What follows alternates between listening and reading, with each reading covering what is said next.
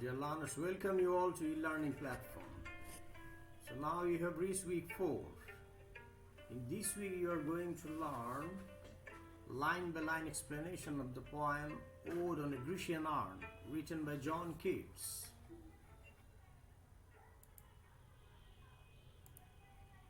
Me, Faisal Ahmed, as usual throughout the whole lecture with you, faculty member, Department of English, World University of Bangladesh. Let's begin.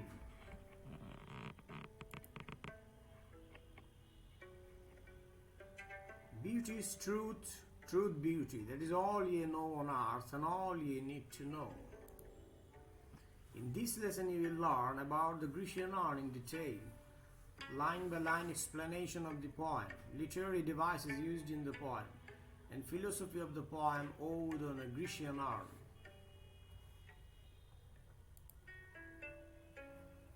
So what's an urn? Let's know what's an urn. An urn is a sort of vase. See the picture here. It can be used to hold flowers or be placed in a garden, but most likely you will know this word as a container that holds ashes of a dead person after he has been cremated or burnt.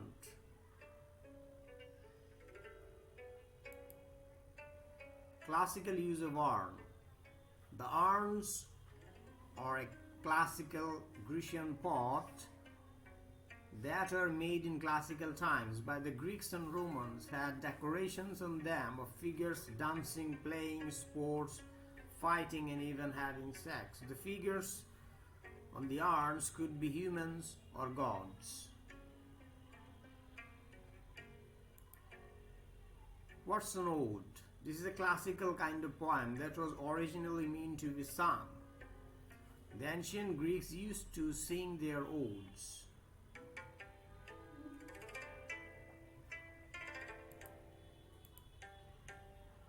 Ode on a Grecian Urn by Keats, line by line explanation. Starts from here. The first line in the first stanza. Thou still unravished bride of quietness. Explanation. The urn is the virgin, or it's imagined as a virgin, which is unravished, means she has not been touched yet. Bride of quietness. A bride is a woman who gets married. In this case, the vase is the bride of quiet.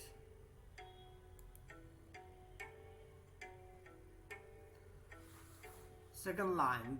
Thou foster child of silence and slow time. Explanation. The urn is also the foster child, not a biological child, but one that is taken care of by someone else than its parent, that is adopted child, of silence and time. Usually time is fast, but here not, because we are talking about an urn which is not alive, so time passes slowly for it. Sylvan historian, who canst thus express a flowery tale more sweetly than our rhyme. Explanation. Sylvan or Sylvian means of the woods or the forest. The word has a pleasant, peaceful connotation. So, Sylvan historian means the maker of the urn who presents a pleasant scene in the woods. Maybe one such as this.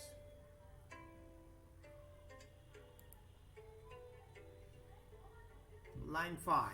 What leaf-fringed legend haunts about thy shape? Explanation. What legend? Old story. Legend means old story. Framed with leaves, and the leaves of tree can be found around your shape and the urn.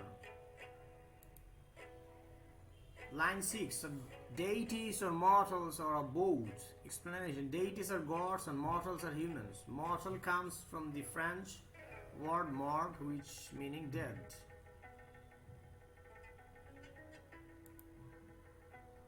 Line 7. In Tempe or the Dales of Arcady. Explanation. Deities are gods and mortals are humans.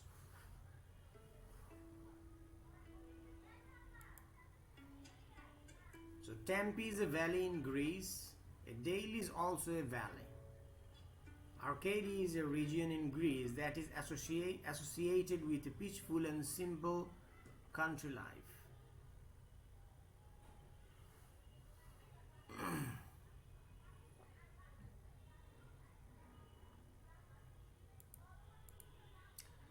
Line 8. What manner gods are these? What maidens loth? Explanation. A maiden is an old word for girl. Loth means not willing. The girls don't want to. What don't the girls want? Well, probably to be kissed or more than that. Line number 9. What mad pursuit? What struggle to escape? Explanation. Mad pursuit may refer to a classic scene where fawns who are always horny pursue, or pursuit is the noun and pursue means chase, pursue the girls or nymphs. The nymphs or girls then struggle or fight to escape the man's grabbing arms. So fawns are a kind of forest god having goat's horns and goat's tail and goat's legs.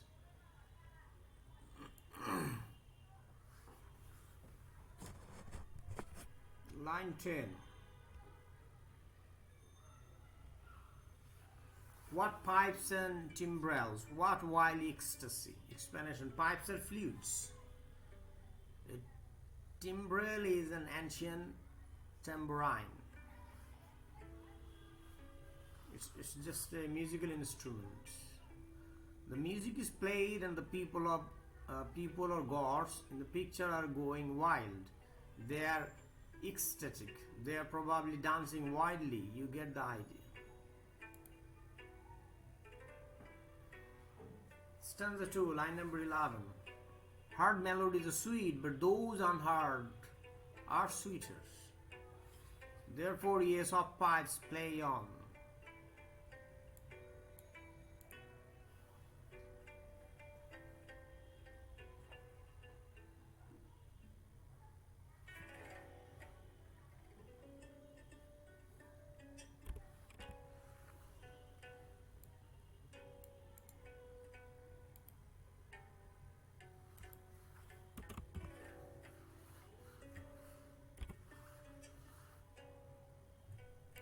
Explanation. This stanza speaks of things that are not in the scene on the urn. When we look at the urn, we might hear music in our imagination, but that music isn't really there. The speaker of the poem draws our attention to this, and he says the music that you can't actually hear, that imaginary music is actually better than real music. Quite an interesting statement to make. Do you agree with the poet? Line number 13. Not to the sensual air, but more endeared. The pipes, flutes, the picture on the urn play not to our physical or sensual ears, but to the ears of our imagination, and these are better loved, more endeared, or at least the speaker of the poem thinks so, than our real ears. Line 14. Pipe to the spirit deities of no tongue. Explanation. A deity is a simple song. The flutes are asked to play with the songs, but they are spirit songs, sung by ghosts. The songs don't exist either. They have no tongue, as they exist only in the imagination of the person who is looking at the urn.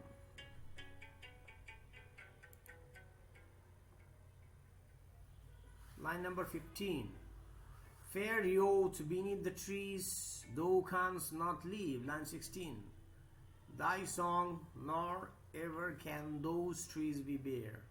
Explanation. These lines and the ones until the end of this stanza teach us another aspect of art. Visual art captures only one moment and makes it eternal. The youth are always under the trees. Fair means beautiful.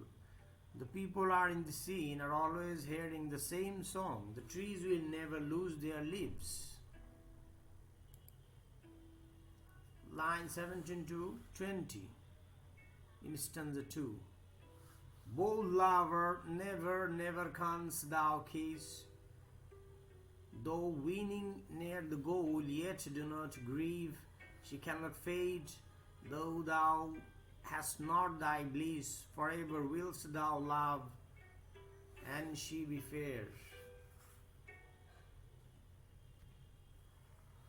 Explanation. The lover will never get the kiss he is waiting for. But the lover still has won a few points. He doesn't need to be sad. The woman he wants will not fade. She will not grow ugly and old. On the other hand, he will never be happy. His love will be forever and she will forever be beautiful.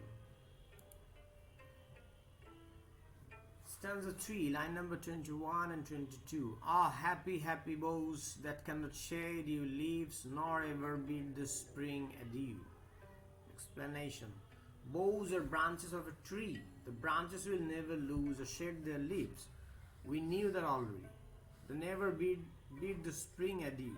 They never say goodbye to spring. It's always spring. Forever spring. Line number 23 to 26. And happy melodist, unwearied, forever piping songs, forever new, more happy love, more happy, happy love, forever warm and still to be enjoyed. Explanation. The happy musician, unwearied, not tired, is forever playing his fluid songs that are also forever new. The word happy is overused a little bit in these lines.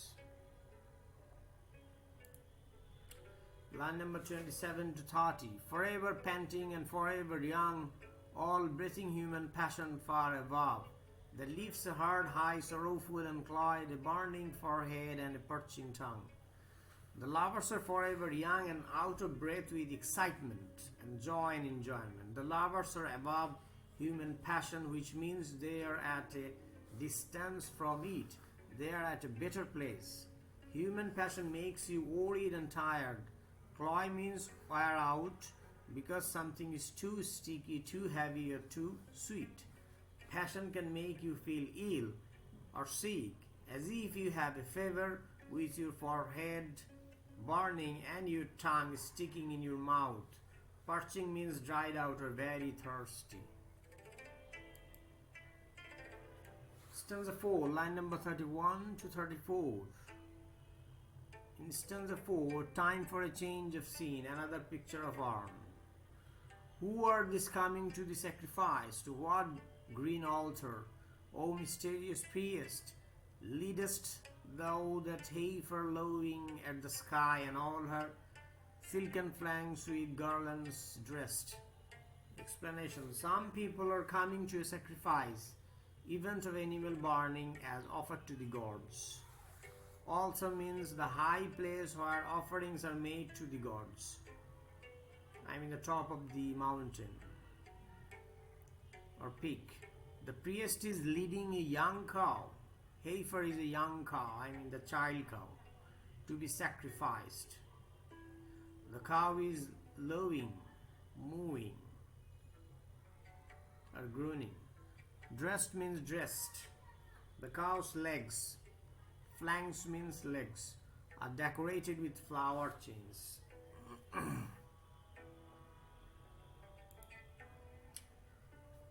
Line number 35 to 37. What little town by river or seashore or mountain built with pitchful citadel is emptied of its folk this pious morn? Explanation. A citadel is a fort or a castle. The people in the scene on the urn are imagined to be from a little town or a castle or a fort. Is empty of people on this morning of worship. Morn means morning. Pious means believing or worshiping. Line number 38 to 40. And little town, thy streets forevermore will silent be, and not a soul to tell why thou art desolate, can never return. Explanation. The people in the scene are on their way to the sacrifice, So the town will forever be empty and silent. I mean, all the people just going to the sacrificial place. So the town is empty, and all the people gather on the top of the mountain, or just the valley nearabout. So we'll ever come back to explain what the reason is the town is empty. The you or thou is the town here. Again, it's an example of how the scene on the urn is frozen in time and is devoid or empty of humanity and life. Line number 41 to 43 in stanza 5. O Attic shave, fair attitude, with braid of marble man and maidens overrode with forest branches and the trodden weed. Explanation. Attic means from Athens, the capital city of Greece. Braid is an interwoven pattern or design, like a braid, but here it's in marble, not in cloth or fabric. I mean the marble stone. The urn is decorated with marble men and women. Amongst green trees and plants under their feet. Line number 44 to 46. Thou silent form, dost tease us out of thought, as doth eternity cold pastoral, when old age shall this generation waste. Explanation. Thou means you. The poet is talking to the urn again. The quiet urn which doesn't speak challenges our thoughts. As much as eternity, in this time or forever. Pastoral means the sweet, peaceful country life. The speaker calls the scene on the urn cold and not sweet, so cold pastoral is a paradox. We have already discussed why the scene is cold. No real passion is going on. The scenes on the urn are frozen, but they may look sweet and attractive, when people who live now will grow old and die. Line 47 to 48. Thou shalt remain in midst of other woe than ours, a friend to man, to whom thou sayest. Explanation. You, the urn, will stay in the middle of all kinds of trouble that is not ours. You will be a friend to man, to whom you will say.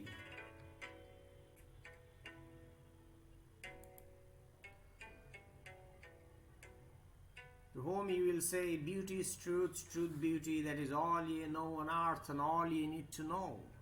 The last two lines of the poem, or the final aphorism, in Ode on a Grecian Urn. Explanation. Beauty is truth, truth beauty means the ultimate truth. For example, God or nature is beautiful forever. Therefore, the nature which is created by the ultimate truth is also beautiful. It means everything that is existed in nature is beautiful without any alteration or change or corruption.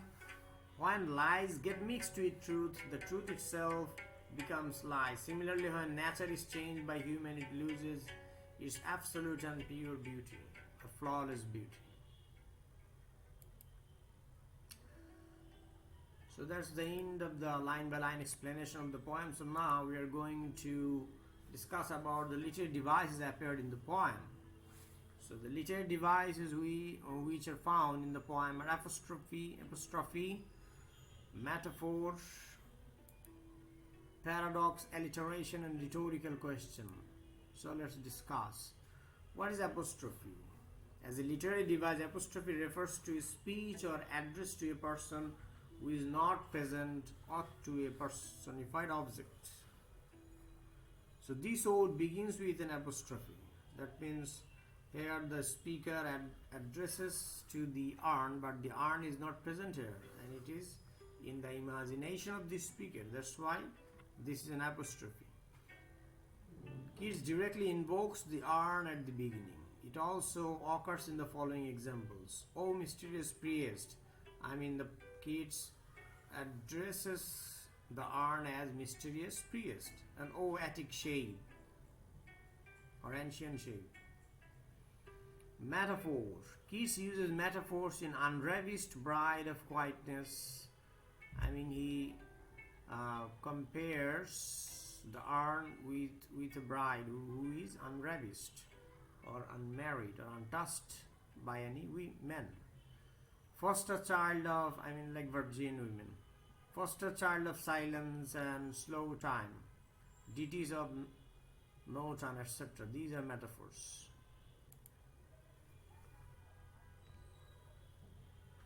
Paradox.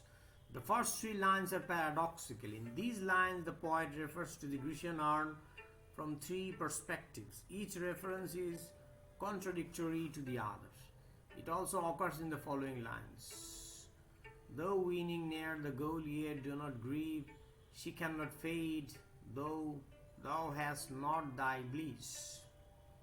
Alliteration. The first consonant letter will be found in all the words, in most of the words.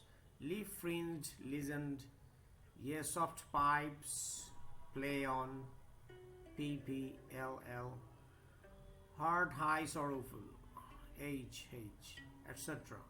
Rhetorical question. The last three lines of the first stanza contain these devices. For example, what man or gods are these? What maidens lot? So these are rhetorical questions, which are already answered.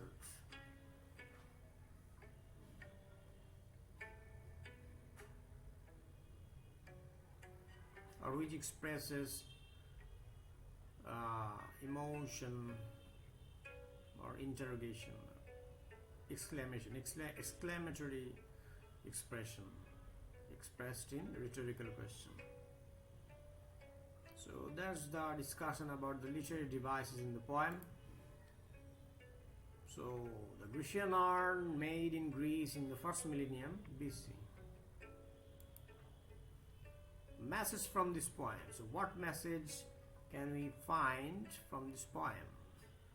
Ode on the Grecian Urn is John Keats' attempt to engage with the beauty of art and nature, addressing a piece of pottery from ancient Greece. And the pottery or pot or the flower vase, anything, whatever we call it, the Grecian urn. Okay, in Greek language it is called urn.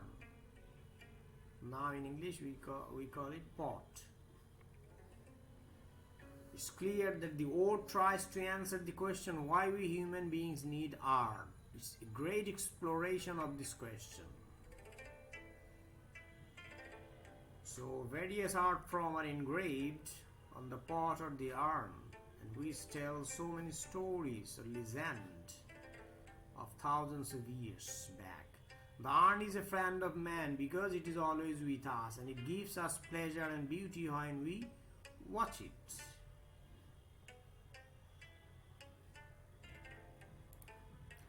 Ode on a Grecian Urn examines the close relationship between art, beauty, and truth. For the speaker, it is through beauty that humankind comes closest to truth, and through art that human beings can attain this beauty, though it remains a bittersweet achievement. That's the end of the lesson. Thank you very much, Bari, for being with me. Bye-bye.